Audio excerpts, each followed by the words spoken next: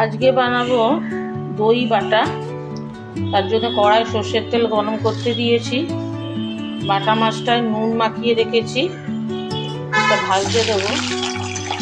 আমি একটা বড় বাটা মাছ 2-8 ঘন্টা করে নিয়েছি, ভেজে এটা তুলে নেবো। এটা ভেজে তুলে নিয়েছি।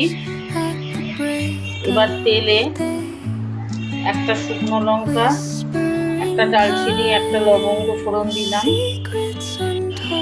ও সামান্য গোটা জিরে। আমার মাছের পরিমাণটা কম আছে, তাই 1 চামচে পেঁয়াজ বাটা দিলাম।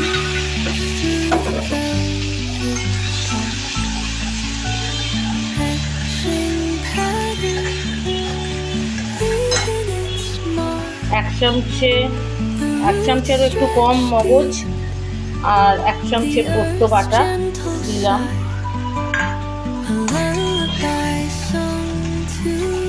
ভালোভাবে নাড়বো।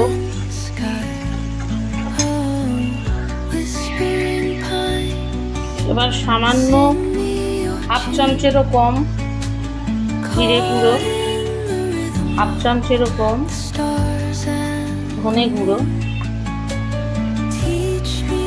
সামান্য কাশ্মীরি লঙ্কার গুঁড়ো 1/2 চামচেরও কম, আর 1 চামচে ফেটানো দই দিয়ে দিচ্ছি।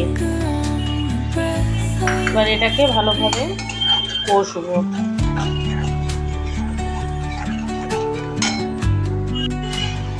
এবার এতে দইটা ব্যালেন্স করার জন্য সামান্য চিনি ও আন্দাজ মতো নুন দিয়ে দিলাম। দিয়ে এটা খুব ভালোভাবে কষবো। কয়েকটা চেরা কাঁচা লঙ্কা,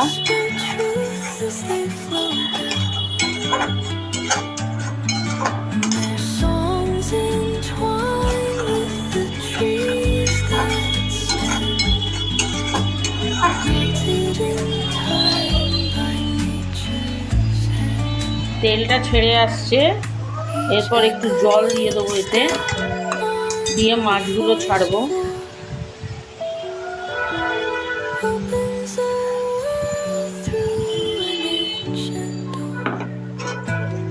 মশলার জায়গাটা ধুয়েই অল্প জল দিলাম।